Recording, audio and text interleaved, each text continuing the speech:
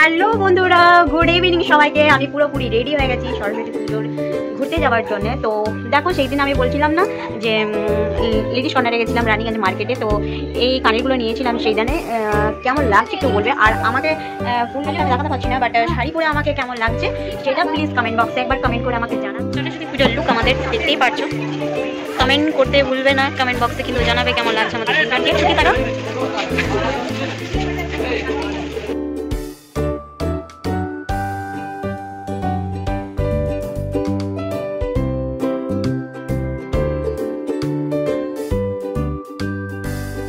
বন্ধুরা, এই তো আমাদের প্যান্ডেল করা স্টার্টই হয়ে গেছে, এখন অনেক বাকি। তোমরা এখন ভিডিও স্কিপ করো না, ভিডিও দেখতে থাকো। তোমাদেরকে আমি অনেকগুলো প্যান্ডেল করাবো, তো তোমরা সঙ্গে থাকো।